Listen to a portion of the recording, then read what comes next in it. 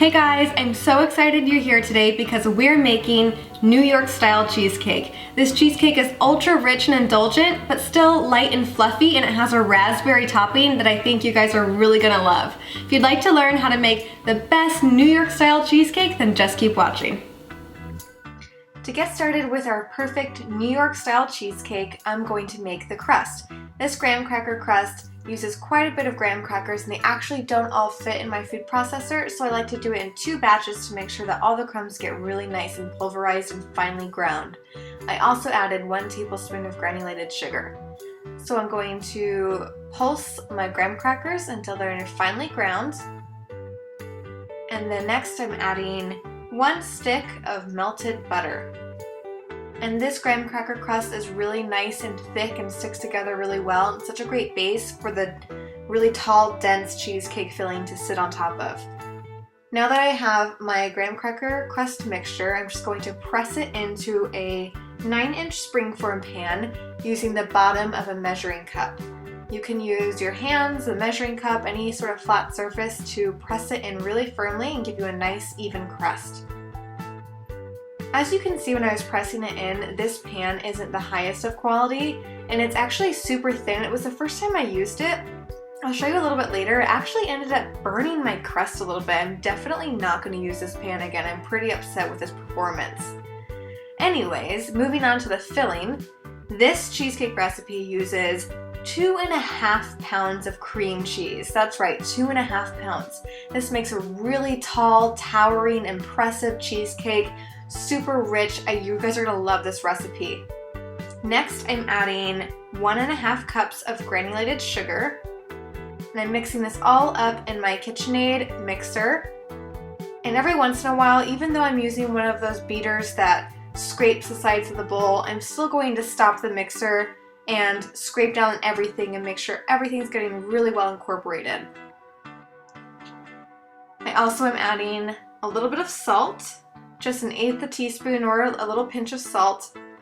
And I'm so sad to tell you guys that my camera actually cut out recording, so you guys are missing out on seeing the sour cream, the lemon juice, the vanilla, and the eggs going in. So sorry about that, you guys. I don't know what happened, but basically I just added those ingredients, making sure to add the eggs one at a time, and there are quite a few eggs. There's 5 large eggs plus 2 egg yolks in this recipe, and you want to make sure that they're at room temperature before adding to the cheesecake so it gets really nice and incorporated.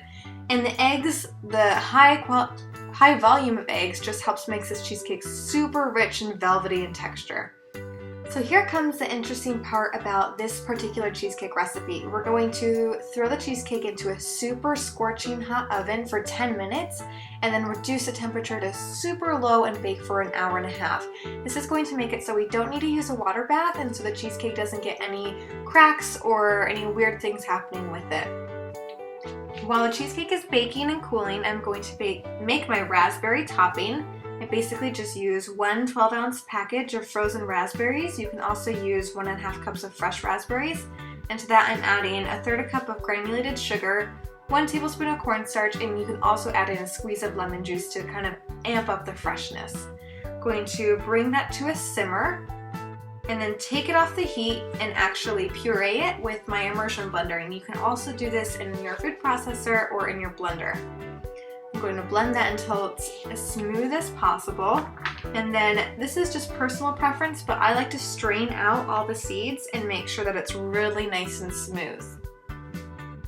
This is a bit tedious having to strain out all the seeds. I basically just use a fine mesh strainer, pour a little bit at a time, and push the raspberry puree through with a spatula. And this makes it so all the smooth liquid comes at the bottom and all the seeds and kind of like pulp texture stays on top. That's going to give me a really nice, smooth, fresh, tangy raspberry sauce. I think it perfectly complements the tangy, sweet texture of the cheesecake filling. I love the two together. After my cheesecake came out of the oven, I let it cool to room temperature for 2 to 2.5 hours, wrapped it in plastic, and popped it in the fridge for 4 hours until it was nice and chilled. And as you can see here, looking at my crust, I was not joking about this pan letting the crust get a little bit burnt. Since we do use at high temperature in the beginning with this recipe, you want to make sure to use a nice, thick, high quality springform pan, unlike this one which I ordered online and will not be using again. To really prevent this from happening, if you're not sure about your springform pan, you can go ahead and place your springform pan onto a rimmed baking sheet to kind of shield the crust from being burned or scorched. My cheesecake luckily still looked and tasted delicious. I'm going to top it off with my raspberry sauce, let it drip down the sides to really whet your appetite. You guys are going to love this cheesecake recipe. If you make it, let me know how it goes in the comments below. Alright guys, this is my finished cheesecake. It looks so delicious, I can't wait to take a bite. Thank you guys so much for watching this video. I really hope you enjoyed it. If you did, don't forget to give it a thumbs up, subscribe to my channel, and I'll see you next Wednesday for another food video.